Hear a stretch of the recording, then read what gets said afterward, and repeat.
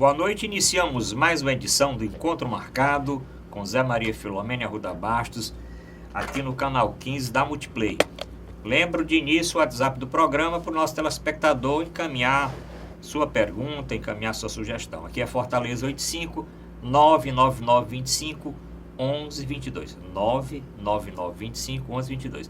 Lembro também o nosso portal na internet, portalarrudabastos.com.br. O telespectador rever os programas anteriores e assistir também o nosso programa ao vivo. Lembro também que esse programa pode ter acesso pela internet no site da TV Mais, tvmais.org. Tudo bom, Zé Maria? Tudo bem, doutor Arruda? Vamos lá, né? Hoje vamos entrevistar o doutor Francisco Freitas Cordeiro, que é presidente da Confederação dos Dirigentes Lojistas do Ceará. Da Federação das CDLs. Federação das CDLs. Do Estado do Ceará. Do Estado do Ceará. Além disso, é diretor... Vamos dizer, primeiro o senhor é formado em Direito, não é isso? Não tenha dúvida. Pronto, formado em Direito pela Universidade Federal do Ceará, isso nos anos 70. Depois cursou a Universidade Lusíadas em Lisboa e a Sorbonne em Paris. É empresário de vários ramos, nós vamos conversar a respeito disso, Zé Maria. Boa noite, doutor Boa noite. Arruda, né? Mais um programa em que nós apresentamos uma personalidade aqui do estado do Ceará que vem a brilhantar aqui com o nosso bate-papo. Doutor Freitas Cordeiro, muito obrigado por ter comparecido, aceitado o nosso convite, né? É uma honra. Primeiro fale um pouco da sua...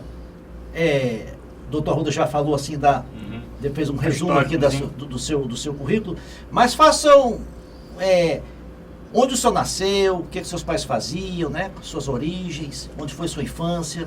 Tudo bem, Zé Maria. Primeiro, cumprimentar a você, Zé Maria, meu amigo, doutor José Maria, e ao Arruda.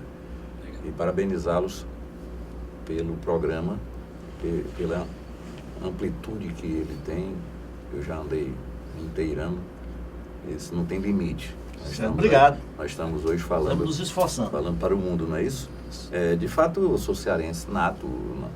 Eu nasci ali no Baturité. Baturité? Também é conterrâneo. Pois é. A família Arruda é dali, do Baturité. Estudei aqui em Fortaleza, estudei lá em Baturité no início, em Redenção, naquele grupo Saraiva Leão, que era um dos grupos escolares de melhor estrutura do estado. Depois fiz aqui Mas lá em Baturité ainda, você ficou lá até que idade? Não, lá foi muito... muito tempo. Eu saí muito cedo. Muito cedo. Aí e seus pais faziam o quê? Papai era um pequeno comerciante de ferragens em Redenção. E a minha família é Silveira Freitas, que é conhecida ali, da parte da minha mãe.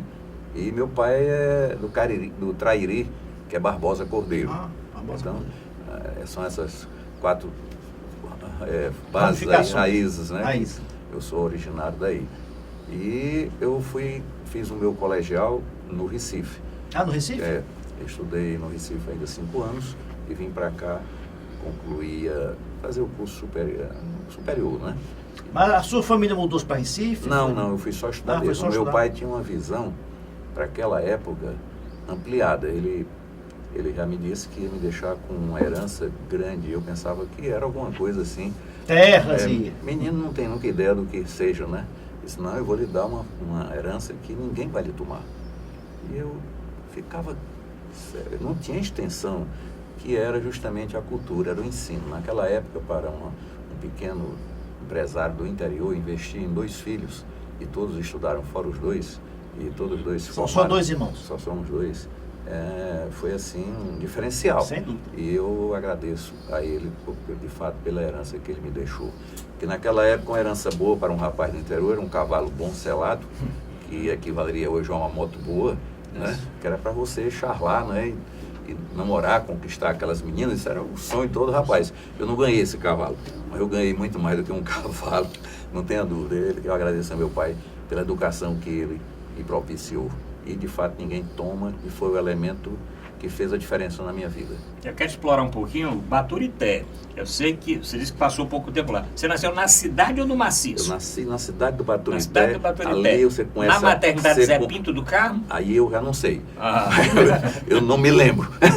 Mas eu nasci... logo, eu me lembro demais, na nossa casa ali atrás da igreja de Santa Luzia. Sim, sim. Tem uma Logo rua ali na pracinha de baixo. Então tem a casa. Eu me lembro demais, olha como as crianças têm uma memória. No final da casa, na cozinha, tinha um buraco e dali eu olhava, é muito alto aquilo ali. Ali é alto. Eu tinha uma visão e nunca me esqueci daquilo. Eu devia ter 2, 3 anos, eu nunca esqueci aquela visão. Eu me lembro daquilo, eu colocava que eu via aquele lá embaixo, aquele bananeiral, e nunca me esqueci. E ainda existe isso, né? Sim, Porque ainda existe lá, a ali casa ainda está lá. Tem aquelas duas igrejas, né? Tem a Perfeito. igreja Não, Nossa Senhora da Baturité Palma. tem muitas igrejas, né? Mas assim, a matriz Nossa Senhora da Palma e Santa Luzia, Aí no Putiú também tem igreja, então você vê ali. Putiú tem uma igreja menor, né? Tem a Nossa Senhora da Palma, que é a matriz, tem a de Santa Luzia, que são as duas maiores. E nesse local aí, onde depois construíram o Banco do Brasil. Banco do Brasil, né? Perfeitamente. Caixa é bem no Econômica. centro de Baturité mesmo. Centro Nasci ali mesmo. Da cidade. Cachado ali no Baturité. Bom, e disse que passou muitas férias lá em Baturité. Agora depois, estudando no Recife, eu vinha, que minha mãe faleceu. Mas para nadar no Balneário Itamaracá Clube? Eu, inclusive, tomei banho ali, quando ainda não era balneário. Sim. Eu assisti As a mangueiras construção do do balneário. balneário. Tinha uma cachoeirazinha ali, uma queda d'água, para onde a gente ia, que dali nasceu o balneário. Então eu pisei ali quando não havia balneário. A turma toda, quem estava ali, a opção que a gente tinha era aquela. Então foi aquele Baturité que eu usufrui mais assim em férias. Quando eu vinha do Recife, na casa da gente. Estamos falando um pouquinho de Baturité, porque nós paramos, tem muita audiência Tem em muita Baturité. audiência, sim. Tem Pois muita é. audiência Pois em é. Baturité. E ali na minha época também, eu já peguei o balneário já construído. Porque tinha ali o BAC, né, que era o Sim. clube da cidade, e o balneário tem duas atrações. Mas você ainda pegou no tempo que não tinha energia de Paulo Afonso lá? E nessas férias, que tinha aquele motor, que precisava ligar o motor a diesel para ter energia na A cidade. energia na ponta chegava menor do que de uma lamparina. Verdade. Não é isso? E era muito fraco, eu peguei muito isso. E Baturité já se diferenciava das demais cidades da região, porque nós tínhamos uma energia contínua. Nas outras cidades, às 10 horas, davam um sinal, davam um segundo e fechava. Né? Então Baturité já era diferente, porque ele já tinha uma energia muito fraca, que chegava na ponta já sem nada, mas tinha, durante 24 horas. E a sua chegada à Fortaleza, já foi para fazer vestibular? Não, eu vim para cá, estudei, fiz aqui o colegial, né? Entendeu? Porque tinha o primário, né? Que eu fiz no interior, aí vinha para o ginásio. Fiz aqui e depois fui para Recife. Fui para Recife e lá, justamente eu vim quando eclodiu a Revolução. E de fato Recife, dessas regiões aqui, foi a que mais foi onde o movimento... Era o governador Arraes, então uma cidade muito politizada, as ligas camponesas, com as ligas camponesas, os atentados. Interessante que eu saí do Recife para cá e onde veio explodir uma bomba foi aqui na Praça do Ferreira. Isso. Então, foi... Mas aqui em Fortaleza, estudou aonde? Aqui em Fortaleza eu fiz logo o vestibular e fui logo para a Universidade Federal. E morava onde a família aqui? Eu aqui tinha uma prima de minha mãe, não tinha outros familiares, que morava ali na Itaoca. Uma casinha pequena e só tinha um filho, o Brígio, dividia lá e eu passei um tempo. A minha família tinha um colégio em Parangaba, o Colégio Santa Cruz. Conhecido. E eu desafiei, jovem para jovem não tem limite. Antes, eu só tive um emprego na vida, um emprego de emprego. Eu cheguei, meu pai me mantinha, mas no interior, uma coisinha pequena, que foi quando eu comecei a notar o quanto não era fácil, e eu não ia ficar dependendo dele. E eu tinha que ir para um emprego, conseguir fazer alguma coisa, mas eu não tinha noção de nada. E eu lembro, penso em vocês, imaginem que eu disse, eu tenho uma boa formação, estrutura a parte de línguas, né? Que eu fiz o colegial, eu redigia razoavelmente bem e tal. Digo, eu vou trabalhar no jornal. Nossa. E fui lá para o jornal O Povo, que eu não conhecia ninguém. Mas jovem não tem limite. Eu cheguei lá, a primeira pessoa que eu encontrei, eu queria saber com quem eu falo aqui. O que você queria? Eu queria me empregar aqui. O camarada já riu de mim, porque eu muito novo, né? Esse camarada parece que não tem juízo. Aí me mandou falar com o Zé Raimundo Costa. Um cubículozinho que é um quarto disso aqui. Era sem exagero. Não era menor do que isso aqui, um quarto. Aí ele, cheguei, entrei, ele disse, diga, meu jovem, o que é que você deseja? Eu quero trabalhar no jornal. O senhor é jornalista? Eu digo, não sou jornalista. Ele fez um... Mas isso ainda no colégio? Eu tinha chegado e ia fazer vestibular. Fazer vestibular. Aí ele disse, você é jornalista? Não. Como é que você quer trabalhar no jornal? Aí eu digo, não sei, mas eu acredito que no jornal não só tem jornalista, deve ter outras funções, eu queria. É o que eu entendo que posso fazer, seria o meu primeiro emprego. Senão, meu amigo, não é assim que a coisa funciona. Eu tenho um quadro aqui montado, instalado, e eu não posso tirar ninguém para me colocar, ainda mais você não tem noção de nada. Eu digo, mas todo mundo que chega aqui, o senhor já começou com noção das coisas. Eu era sempre fui assim, muito ativo, com vontade. Eu digo, eu vou me empregar aqui. Eu só sei que eu insisti tanto que ele mandou subir e falar com o Alencar Araripe, que era o homem chefe da redação, que eu não sabia de nada. Mandou, não, vai falar com esse homem lá em cima. Eu subi, falei, doutor Alencar, aquele tipo bacana. Então eu falei, pois não, o que é que o senhor deseja? Eu quero trabalhar no jornal. O senhor é jornalista? Eu disse, não, senhor. Meu amigo, para trabalhar aqui, o senhor tem que ter uma noção. O senhor está vendo esses homens aí todinho aí, porque tem aquelas máquinas Hamiltons aí batendo lá e dentro, jornalista tudo. Sim, mas quem me mandou para cá foi o senhor Zé Raimundo Costa. Disse, cara, é com o senhor que eu podia. Aí disse, não, ele mandou, não é comigo não, o senhor não pode trabalhar, o senhor tem que estudar, para ter uma noção. Aí eu digo, mas rapaz, aquele senhor mandou subir, eu voltei. Abri a porta, entrei, aí o Zé Raimundo, o senhor de novo aqui, o senhor mandou o pombo errado, ele disse que quem podia me empregar seria o senhor. Aí ele viu insistindo, o jovem, e na mesa dele aqui em cima tinha um papel, uma matéria, que naquele tempo era linotipo, que se corrigia por linhas, né? Ela tinha mais erro do que acerto, aquela matéria. E eu olhava, e eu insisti tanto que ele disse, faz o seguinte, vem a segunda-feira aqui fazer um teste. Eu digo, que teste vai ser? Não, você vai dar um teste para você ler, corrigir, e aí eu posso lhe avaliar. O senhor não quer que eu faça logo não aqui? O senhor vai corrigir o quê? Essa matéria que tem. E tem erro aqui. O que tem menos aí é acerto. Zé Maria, eu risquei a matéria todinha, risquei. E ele olhou para mim, você tem certeza que você riscou e está tudo? É errado mesmo? Eu digo, pode ter mais alguma coisa errada, pode ser que eu não tenha visto, mas o que eu risquei de fato está errado. Aí ele olhou para mim e disse, vem a segunda-feira trabalhar, você sobe aqui, o senhor vai ser revisor do jornal, o Geraldo é meu irmão, é o chefe da revisão, o senhor vai trabalhar lá com ele. Depois eu soube que eu tinha corrigido a matéria do Zé Raimundo Costa. A matéria dele, que era Joracos, que era o cognome que ele usava, Joracos, né, José Raimundo Costa. Ele ria depois quando eu contava isso, né? Porque eu passei um ano no jornal, depois eu passei no vestibular e fui para o colégio, ser diretor de um colégio, eu novinho, desafiei minha família, que era do primo da minha mãe, doutor Edson Gomes da Silveira, e ele estava naquele ano com um aluno fechando o colégio. Ele fechava o colégio. Um aluno? Só tinha um aluno. Ia fechar o colégio. E eu cheguei e disse, me deu o colégio.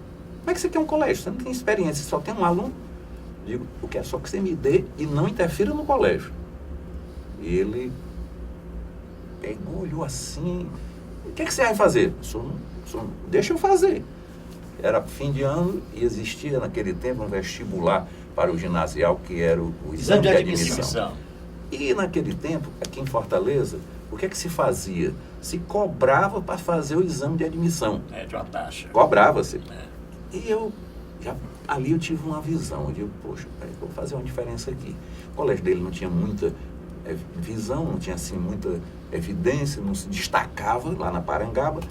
E ele tinha um problema sério, como ele era pequeno, ele fazia o exame de admissão, cobrava pelo exame e depois cobrava pela transferência. O aluno passava e não ficava ninguém lá. Era só uma passagem. Era. Aí jovem, é muito interessante o jovem, como ele é desafiador e como ele é apoiado. As pessoas geralmente gostam de apoiar o jovem. E naquele tempo algumas coisas eram mais fáceis. As caminhonetes da Parangaba, talvez hoje eu não conseguisse entrar nelas. Mas você não sei se você ainda chegou a ver. Elas eram pequenas, não. Aí eu peguei, fiz um cartaz, eu mesmo, um cartaz, imprimi numa gráfica já de um amigo meu, exame de admissão, Colégio Santa Cruz, gratuito, sem taxa. Coloquei e eu mesmo preguei nas caminhonetes. Meu amigo, o resultado disso é que eu tive que suspender as inscrições, que eu estava com mais de 1000 inscrições. não tinha nem onde fazer, porque o colégio não tinha estrutura. Mas naquela mesma rua, Caio Prado, que é a rua do colégio, tinha um grupo escolar. E a diretora, que eu não me recordo o nome agora, uma pessoa fantástica, eu cheguei para ela, estou com um problema. Ela disse, o que é que você fez? Eu abri aí um exame de admissão, eu estou com mais de 1000 alunos, não tenho onde fazer o exame. Vão me matar, porque eu... Aí ela disse, o que é que você quer? Queria que você me cedesse aqui o grupo escolar, que tinha condições para eu fazer as provas com esses alunos. Ela me cedeu. Resultado, resumindo, fizemos o exame de admissão. Eu comecei o outro ano com 10 turmas de primeira série, com 50 alunos. 500 alunos? 500 alunos. Aí o meu primo, quando viu, pensou que eu estava com as burras cheias de dinheiro. Cadê o dinheiro do exame? Não tem? Como não tem? Não cobrei nada? Você é louco? Aí o pessoal querendo transferência, não dou, a lei não me obriga, só vou dar para quem estude aqui pelo menos 6 meses. Resumindo, é que esse colégio não era minha vocação, embora gostasse do ensino, mas eu não era, minha vocação já era direito, e ele também era advogado.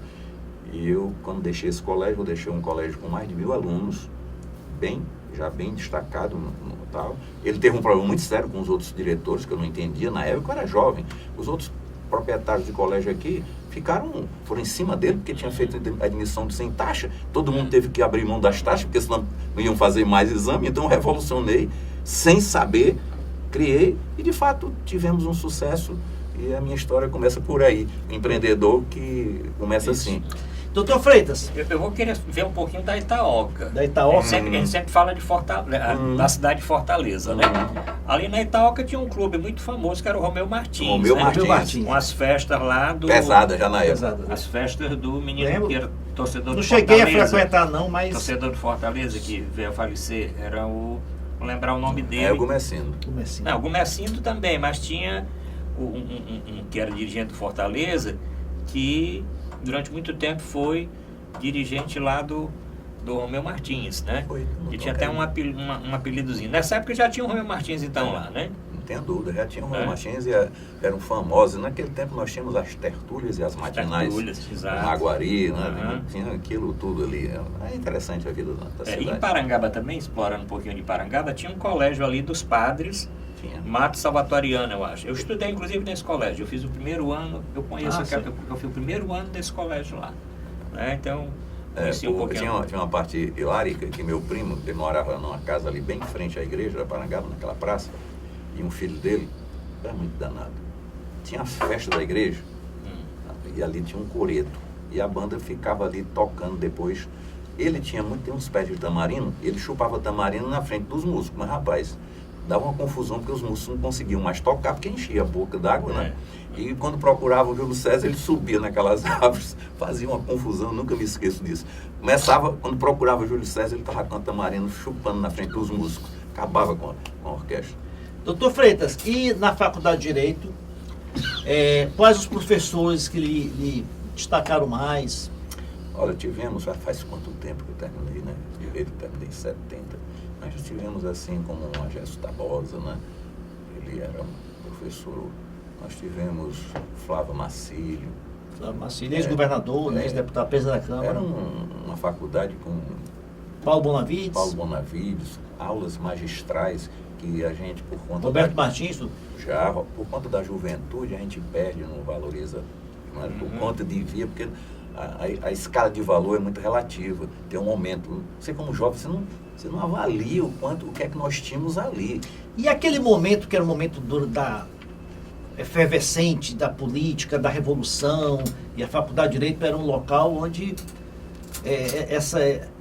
muito enraizado, né, dessa discussão política. Você chegou a participar do movimento estudantil? Olha, eu de origem pobre, né, e tendo no estudo a única alternativa isso, porque eu tinha certeza de que eu só poderia sobreviver se eu me formasse, tivesse uma base.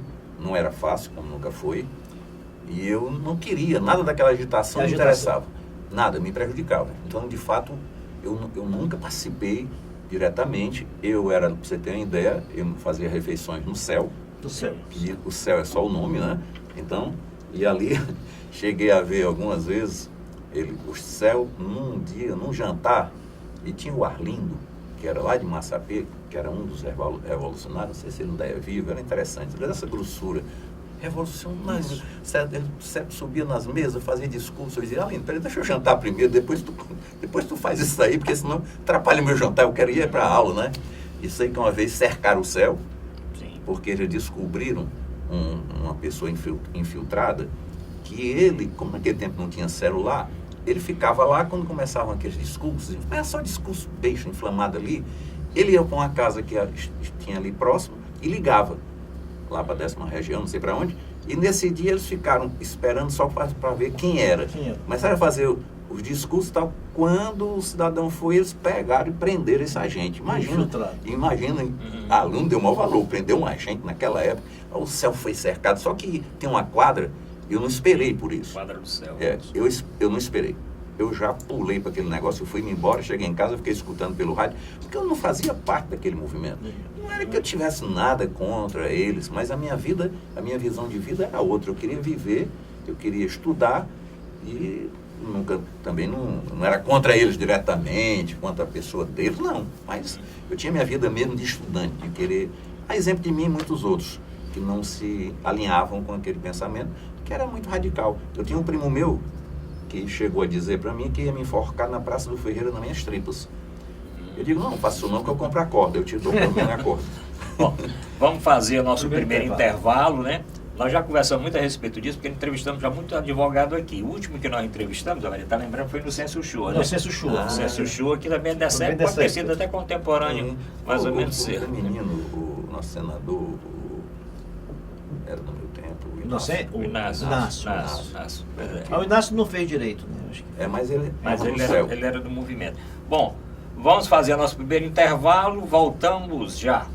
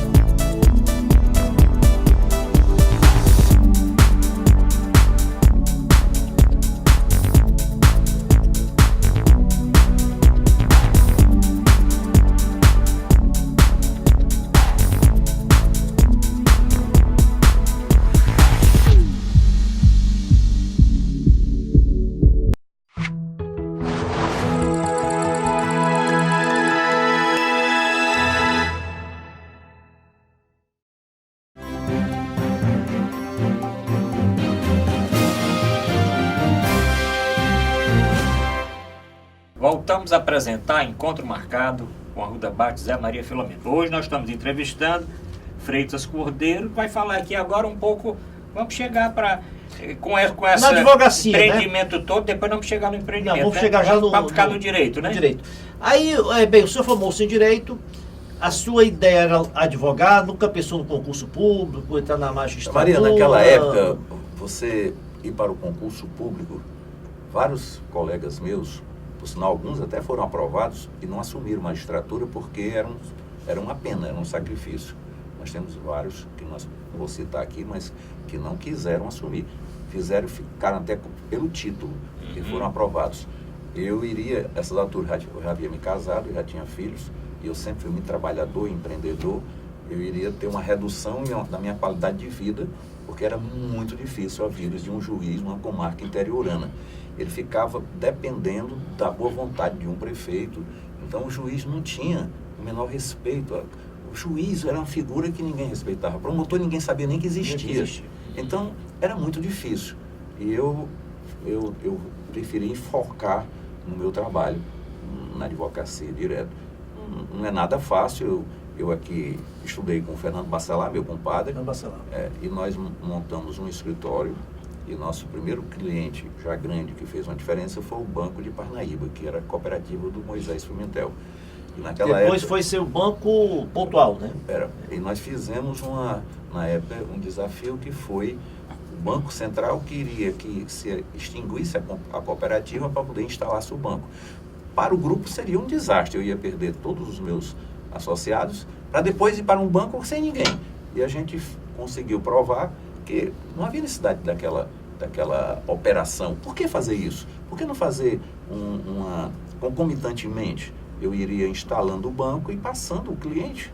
Isso foi o primeiro e foi um sucesso. O banco, de fato conseguiu, e por muito tempo operou bem, né?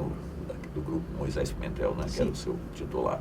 Então eu comecei por ali e depois mas mesmo assim, para 2, não dava muito.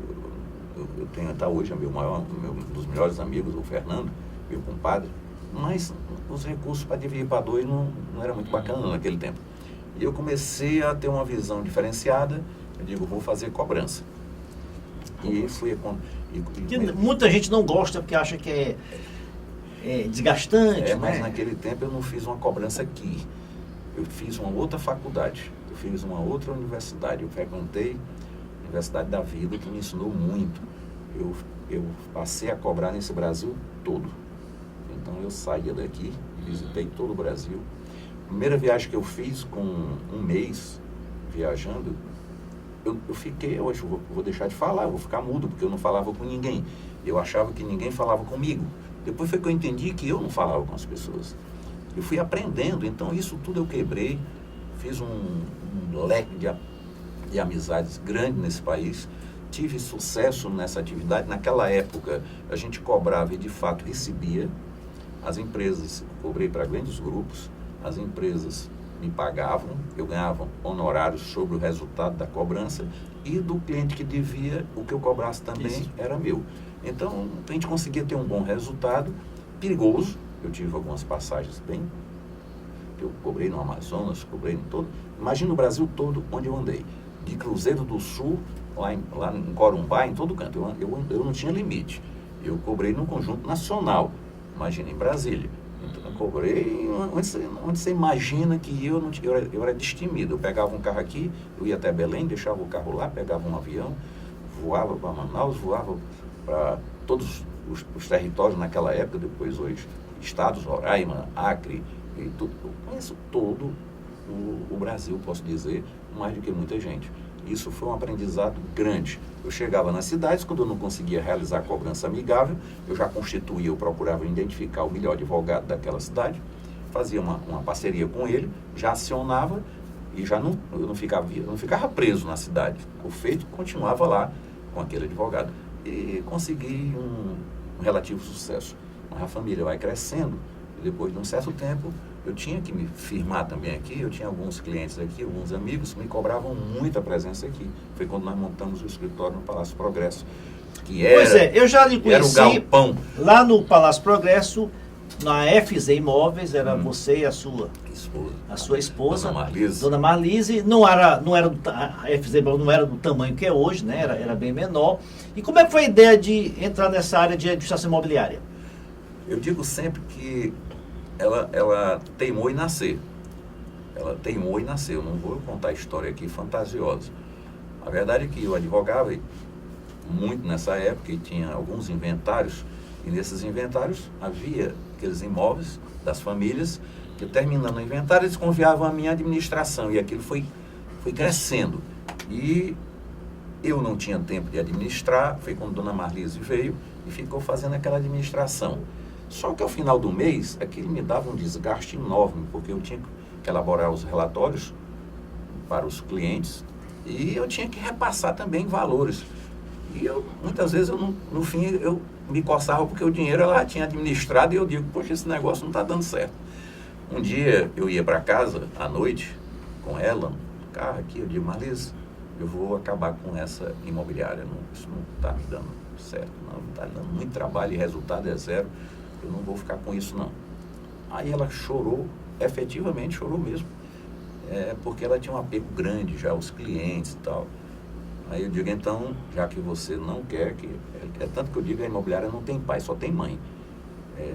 Por mim, ele teria sido abortado, né?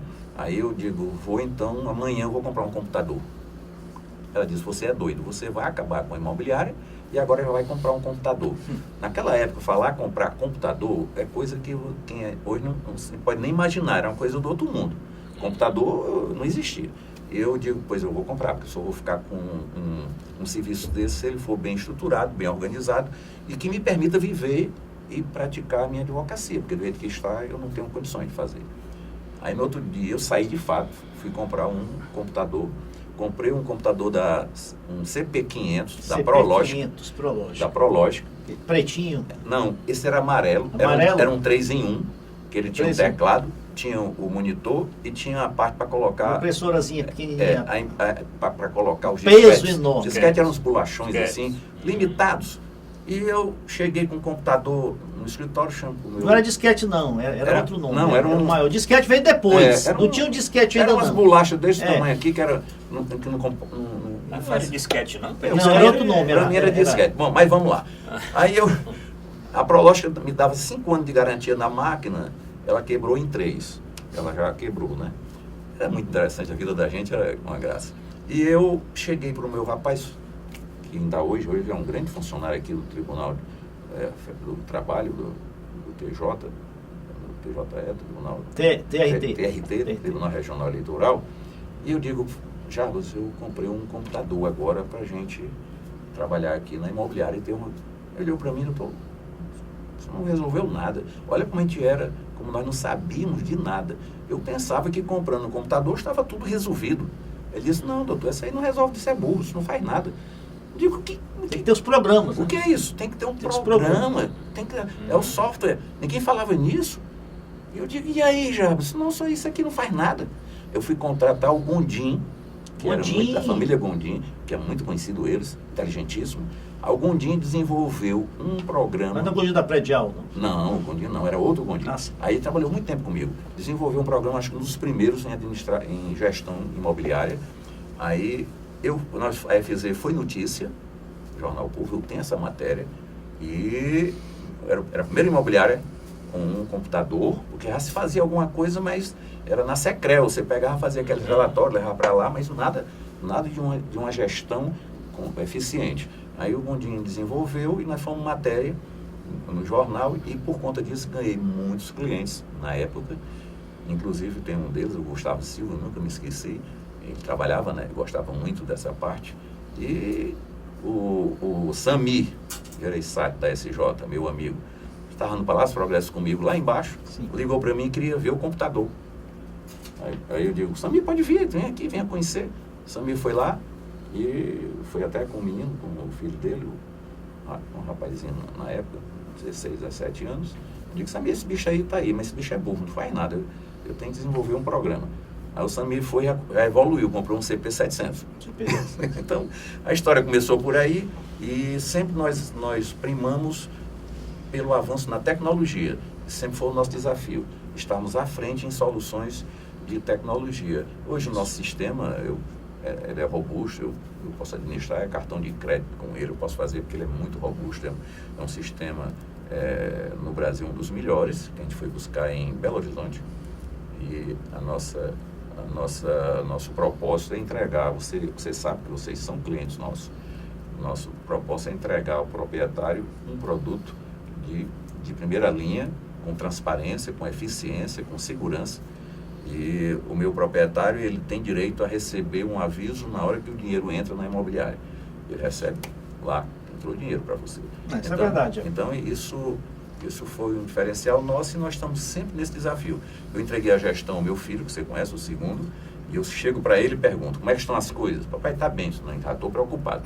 Já estou preocupado. Não pode estar bem. Alguém deve estar passando aqui e você tem que acordar. Acorda e vamos para frente. Não se acomode, porque nada está bem. Sempre você tem que estar inovando. E esse mercado é muito dinâmico. Então, nós estamos aí, a imobiliária nasceu dessa contingência. E foi, de fato, para a família, foi uma das...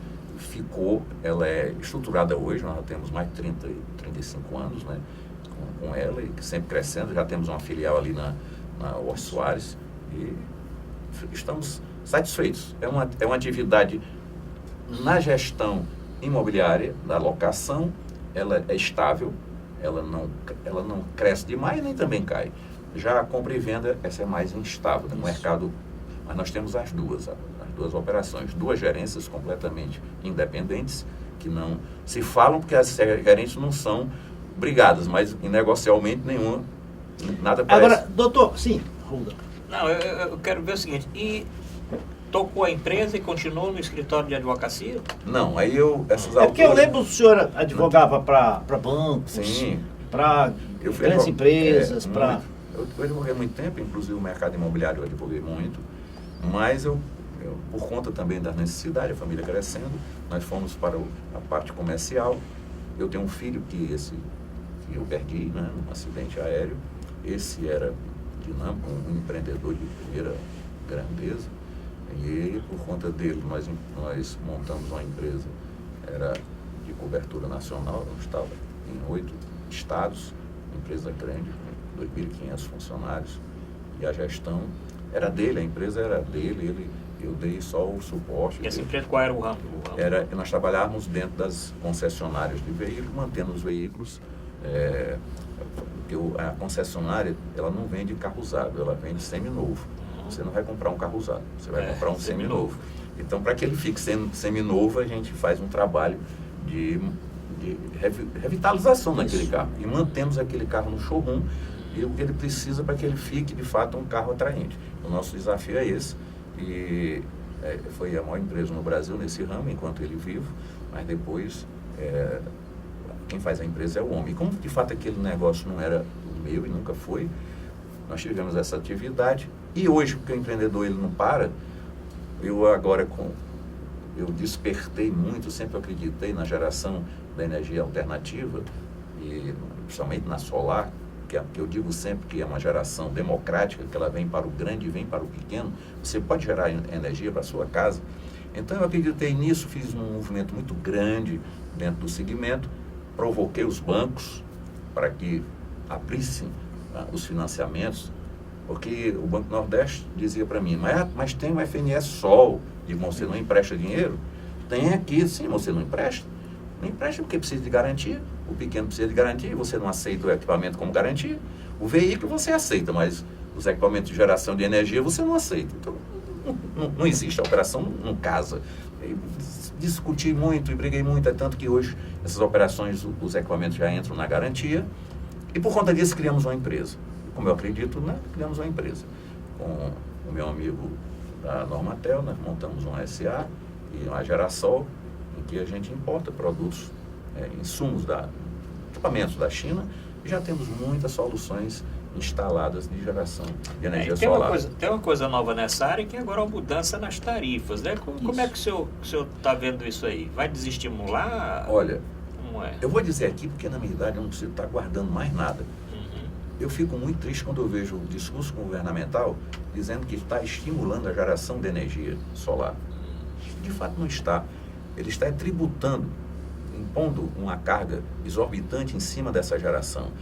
Saiu agora no Senado, matéria de antes de ontem, que no Senado foi aprovado na Comissão de Constituição, desonerando de tributos as importações destes equipamentos de geração de energia solar. À primeira vista você fica alegre, poxa, vai ser bom. Mas quando você vai olhar lá, tem um bode lá dentro. Quer cobrar pela luz, pelo sol. Não pode ter similar no nacional. Aí quer dizer, você não anda. Quem tem a tecnologia nas placas solares é a China. Ela é quem domina esse mercado. E é lá que tem, mas aqui alguém pega, monta uma placa e diz que ele não construiu e inviabiliza o negócio. Então a gente é teimoso, o empreendedor é assim mesmo. Nós estamos com essa empresa trabalhando e tivemos que agregar ao equipamento também o serviço, porque sem o serviço eu não consigo sobreviver, que eu queria só vender o equipamento. E agora eu tive que agregar o serviço para poder, junto, ter um resultado. É aquele desafio que a gente tem, que não para nunca. Eu quero só dizer para você que empreendedor já nasce. Eu, como menino eu fui empreendedor, Zé Maria. No interior, porque tinha que ir assistir o filme. Minha família tinha uma mesadinha que só dava para ir uma vez. E naquele tempo, na semana, passava o seriado, que você não sabe o que é isso. Vinha o filme, e no final a gente não ia pro filme, não, a gente ia ver só a série. Porque o bandido era um bichinho de 5 minutos, 10. Aí eu ficava lá, aquele perigo, vai morrer amanhã, o camarada mata. Continua, eram novelas. E a gente tinha que ir, eu só ia uma vez, porque o dinheiro que me davam só dava. Então eu tinha que ganhar. Como é que eu fiz? Montei uma empresa, uma indústria, né? Assar castanha, né? No interior não tem castanha. Então eu montei uma equipe de venda também, a meninada que também queria ir para o filme, né? Então isso é interessante. Naquele tempo eu já fiz, depois, como eu tinha uma concorrência logo, eu fui diversifiquei a castanha, já fiz caramelada, ninguém falava nisso naquele tempo. Eu comecei a passar a castanha, aí eu comecei a vender mais. E vendia água, porque o trem passava na cidade. Ninguém falava em vender água naquele tempo. Não. Mas aí a gente já vendia e assim foi.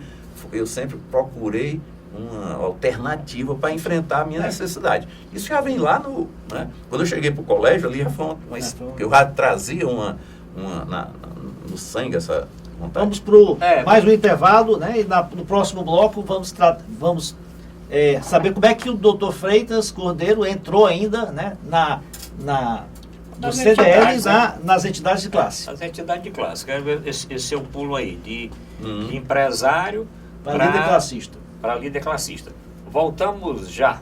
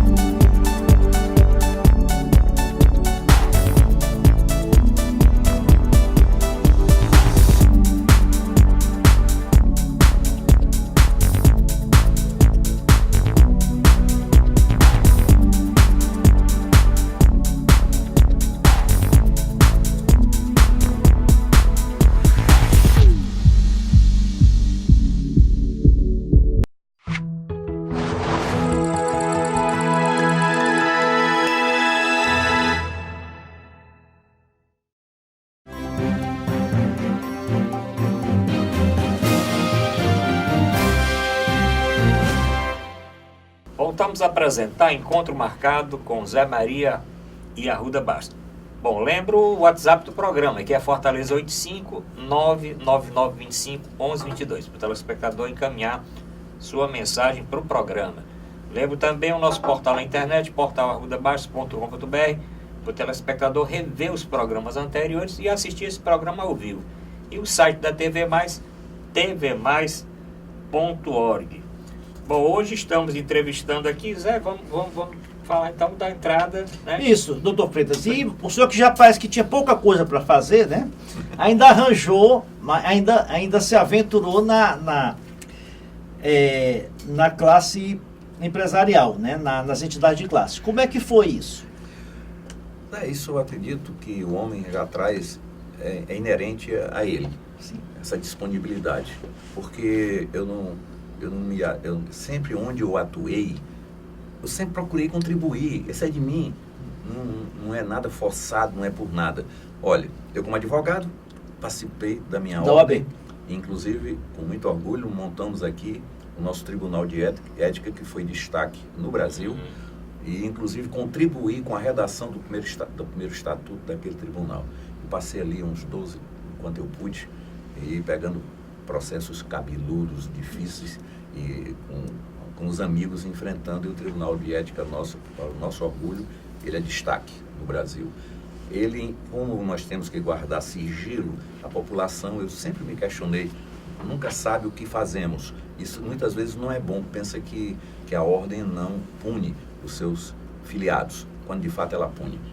Dessas instituições talvez seja a que mais pune. Sim. Eu mesmo como relator tive processos, alguns advogados que foram excluídos por voto aqui do seu amigo como relator. Isso eu fiz com prazer? Não. Fiz cortando a própria carne, mas era uma obrigação que eu assumia e desempenhei, tanto que hoje o pessoal ainda me provoca para voltar, eu não tenho mais tempo. E como no mercado imobiliário, também fui fazer parte do nosso, tanto no Secov, com meu amigo Sérgio Porto, como também no Conselho Regional de Corretores de Imóveis, no CRES. Você vê como é a minha disponibilidade. Se eu estou ali, eu gosto de estar junto, de participar, de contribuir. E como eu me disponho muito, me disponibilizo, as pessoas me procuram. E aí eu também, com o comércio, fui buscado e entendi que aquela entidade como a CDL, a Câmara, era uma entidade muito representativa para o mercado varejista, pessoas de bem, um propósito que ali tem, e eu comecei a transitar, e daqui a pouco eu estava envolvido e me erigiram a presidente. Eu lembro o senhor comentando que, olha, que você não queria ser presidente, não fez campanha. A minha família, mas foi ungido, né? Foi. Até meus amigos questionavam como é que o camarada vive aqui dentro conosco e tudo e não quer assumir, entendeu? Alguns amigos nossos faziam isso, mas nunca me impuseram. Mas chegou um momento em que eu não tive como, aliás, porque eu tinha prazer em contribuir, mas ela era muito, a meu ver, teve uma época em que me procuraram e eu não tinha disponibilidade, meu tempo ainda era muito entregue às empresas. Eu fui montando uma estrutura que depois me permitiu olhar mais para esse lado da classe. Aí, na época, para você ter uma ideia, quando me procuraram, eu aceitei com eles, eu digo, agora vocês têm que convencer minha família, porque eles são renitentes, são contra. Só esse meu filho que faleceu depois, ele era o que... O André. O André ainda era o que entendia que era uma oportunidade. Incentivar. Era. Mas os outros todos, minha mulher inclusive, ainda hoje, ela não gosta muito. Você foi 2 mandatos nisso? Porque lá permite a recondução, né? Aí eu fui 2 mandatos, 6 anos, 3 mais 3. Isso foi de 2006, né? Acho que foi por aí, Zé Maria. Aí depois eu vim para a federação. E quais foram, assim, os seus projetos principais durante a sua gestão? Olha, o que você destaca mais na sua gestão? Quais foram os maiores desafios e quais foram as maiores conquistas? Aquela casa é dinâmica, né? É uma casa que o comércio, ele vive o dia a dia da comunidade, ele está entrosado com o cidadão, ele vive ali. Eu dei continuidade a um projeto fantástico, que é orgulho de todos nós. No Brasil, ele é o único, que meu amigo Honório Pinheiro sonhou e deu o pontapé, e eu dei continuidade, que é a nossa faculdade CDL. Faculdade CDL. Ela é na 25 de março. Ela é um destaque. No Brasil, ela conota conceito, o maior conceito do MEC. Sim. Ela está num crescendo. Fizemos uma parceria com a UES, em que hoje ali é um campus universitário mesmo, permite que os nossos alunos dei um passo à frente até o doutorado, porque eu estou no guarda-chuva de uma universidade, então é diferente, é uma casa diferenciada. Então esse projeto da faculdade foi um que eu abracei, e o outro foi a CDL nos bairros. Tirar aquela imagem de que a CDL era do centro, como se fosse só do centro. Não, a CDL abraça toda a Fortaleza. Então nós fizemos um programa em que nós visitávamos a cada mês um bairro e fazíamos uma ação naquele bairro. E isso foi muito interessante. Deu uma visão diferenciada da recuperação de crédito, o que é? Fiz uma campanha de recuperação de crédito, que essa foi incrível. Essa aqui, as pessoas nossas, as pessoas todas são de bem. As pessoas passam por momentos difíceis, mas elas não querem enganar. A vontade de pagar. E quando tem uma oportunidade, eu vou lhe dizer uma coisa. Eu me surpreendi. Abrimos um momento lá de uma campanha de liquidação, né, de crédito, de parcelamento, de composição. E aí os meus colaboradores chegaram e disseram: doutor Fritz, você está sabendo que a fila começa a se formar às 2 horas da manhã e que chega lá na Dom Manuel? Aquilo me doeu. Era uma semana e nós não conseguíamos atender as pessoas que queriam ir resgatar o seu crédito, pagar. E outra coisa, não eram todos os credores de Fortaleza que estavam ali. Então o que é que me preocupava? A pessoa ficar numa fila daquela 3 horas e chegar lá na hora, não, essa empresa aqui não faz parte. Ela não está aqui, ela não está compondo. Então o que é que eu fiz? Peguei, selecionei uns colaboradores, eles saíram na fila. O seu crédito, o senhor vai aqui dar o quê? Não, isso aqui não está aqui não, para encarar as pessoas. A gente sabia que a fila até aqui eu conseguia atender naquele dia. Daqui para cá eu já comunicava: olha, daqui para trás não vai dar para atender hoje. Porque senão eles ficavam um dia todo ali. Quer dizer, num sol inclemente. Eu orientei para ficar debaixo do pajeú ali, tem muita planta, e mandei fazer as filas assim. Foi um momento assim... nós atendemos ali mais de 30 mil pessoas. Mas o que o CDL proporciona aos pequenos lojistas? Os pequenos lojistas a gente leva conhecimento. Eles são quantos o estado do Ceará? Tem quantos Nós temos, filiados? como filiados da federação, são 33 mil. 33 mil. Na federação. O que é que a gente leva? Qual é o nosso desafio para o lojista? É o conhecimento, que faz toda a diferença em qualquer negócio. E principalmente hoje você não pode mais brincar de querer acertar, de fazer um negócio. Não, você tem que ter um mínimo de informação, porque o tempo é ouro e o dinheiro também. Então não dá mais para fazer aquela aventura, começar e vou ver se vai dar certo. Não vai dar certo. Você tem que ter um mínimo de informação. O nosso desafio é esse, é manter o lojista informado. Acabamos de concluir uma convenção, que a cada 2 anos nós fazemos uma convenção estadual, só para ratificar e confirmar o que eu estou te dizendo. Foi no Cariri, foi uma festa fantástica lá. E a parte técnica, que é a parte das palestras, só para você ter uma ideia, nós confiamos a Gouveia de Souza, que o Marcos Gouveia é uma das sumidades no Brasil em comércio varejista. Ele é um palestrante internacional. Eu já assisti palestras dele lá em Nova York, na NRF. E todas as palestras nós confiamos a Gouveia de Souza, que tem um quadro de mais de 180 palestrantes. E o nosso desafio era o quê? Era estudar, era uma reflexão consciente sobre o varejo. O tema da convenção era reflexão consciente sobre o varejo. Agora, o comércio tem mudado no mundo todo, né? Principalmente o varejo. Então, hoje nós temos o comércio online muito forte, né? Nos Estados Unidos, já há muitos anos. E aqui no Brasil, já se sente no Brasil essa mudança de cultura, as pessoas comprando muito pelo Mercado Livre, ONX, ou os grandes varejistas também vendendo direto ao consumidor pela internet. Isso tem afetado a loja, o comércio de loja, de rua, de shopping? Isso é fantástico. No Brasil, a solução está implantada. Hoje já tem, você fica surpreendido com a criatividade nossa. Tem muita gente ainda aí que nós estamos sempre ativando as pessoas para que elas vejam que isso é verdade. E outra coisa, o mercado e-commerce no Brasil é tão real que a Alibaba, lá, o chinês, né? Chama Alibaba. Tem o Amazon, né, Gabriel? O Alibaba, ele é um monstro. Imagina você que o ano passado ele faturou no Brasil 2 bilhões de dólares. Alibaba, sem ter um ponto aqui no Brasil. Imagina ele entrando aqui, Alibaba entrando aqui. Então, não precisa dizer mais nada, porque nós temos Amazon e temos outros. Então, esse mercado é vivo e nós dizemos sempre para os nossos filiados, associados, o teu concorrente não está mais do teu lado aqui. O teu concorrente está na China, está vendendo aqui dentro da tua casa. Quem está comprando dele é teu filho, lá dentro do quarto, no computador, comprando por aí. Isso indiretamente é bom para o lojista, porque força ele se modernizar, por força isso, ele ter mais competitivo. O nosso desafio, justamente numa convenção dessa, é trazendo notícias, mostrando como é que é a realidade. E que ela não está distante, ela está aqui. Não tem mais futuro não, tem agora. É agora. Eu vou fazer amanhã, morreu. Já passou, amigo. É agora. Te acorda. Isso aqui eu vou deixar eu fazer depois de amanhã. Não tem. Deixar para os filhos. Não, eu vou fazer depois. Amanhã eu faço. Morreu, já fez. Então... a medicina também, né? Não, mesma coisa. Tudo, né?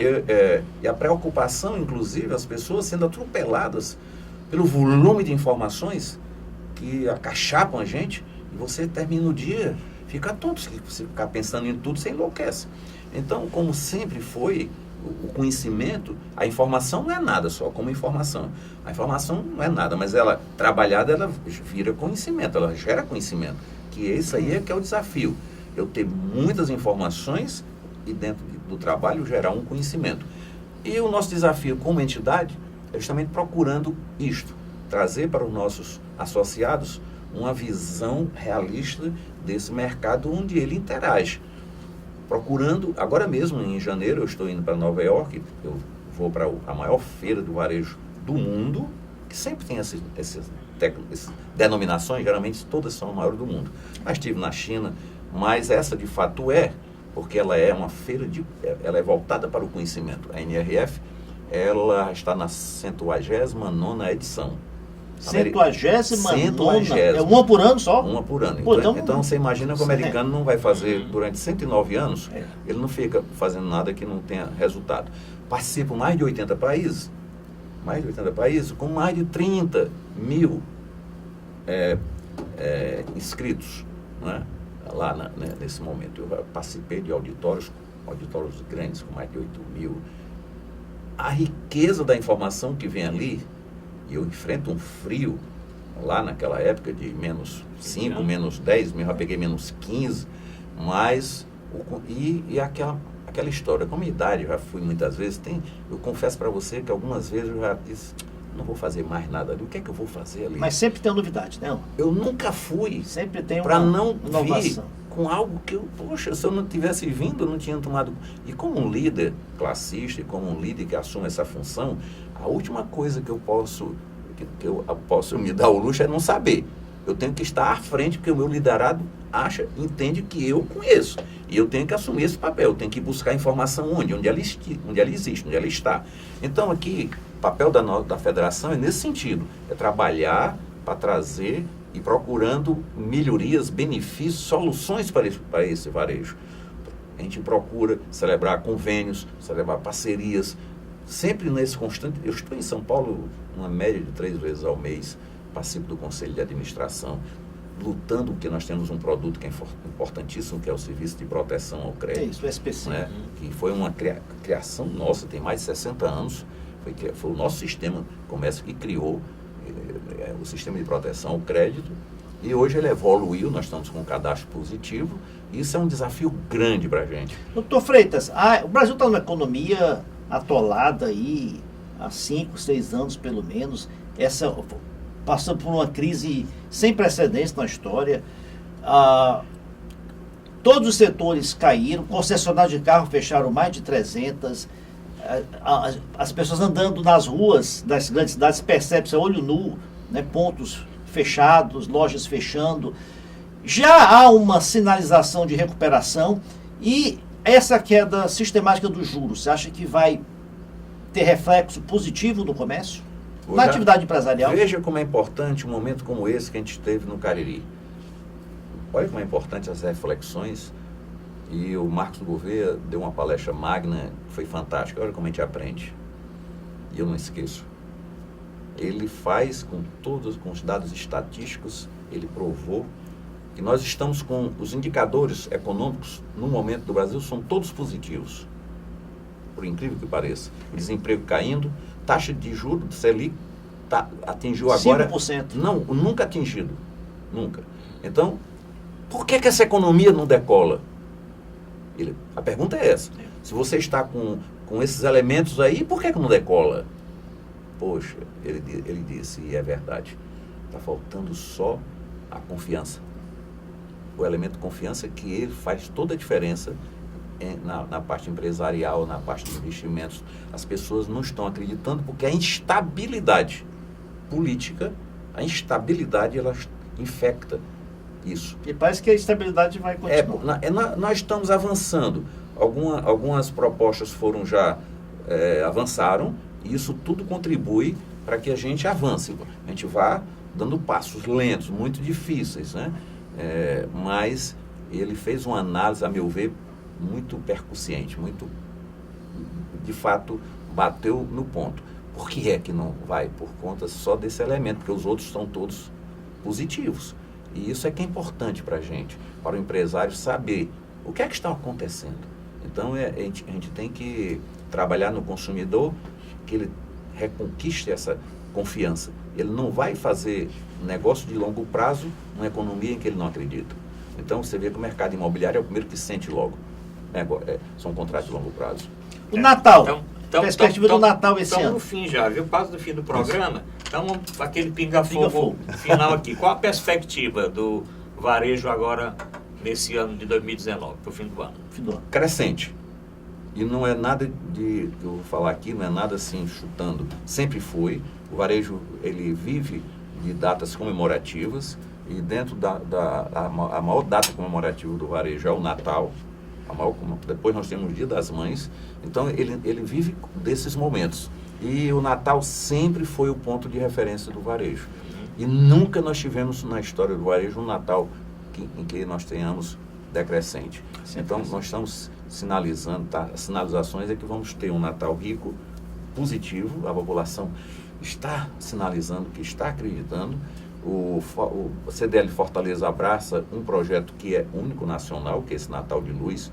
Anima o mercado durante 30 dias. As pessoas se animam, e é importante que a gente faça isso. As pessoas têm que acreditar. Então esse é o nosso papel. E eu acredito muito que nós vamos dar um passo. O próximo ano vai ser de crescimento. Eu concordo com o Marcos Gouveia. Ele sinalizou isso e eu acho que é verdade. Bom, estamos chegando ao final. Tem um pinga-fogozinho final aqui. Tem alguma coisa que o senhor se arrepende de não ter feito ou de ter feito nessa sua trajetória aí de empreendimentos? Algum empreendimento que o senhor não fez, podia ter feito? Rapaz, na história do homem eu aprendi que quem contar para você que acertou tudo é porque ele não fez nada. Isso é uma das coisas que eu aprendi. Eu errei certamente e quebrei a cabeça em muitas coisas.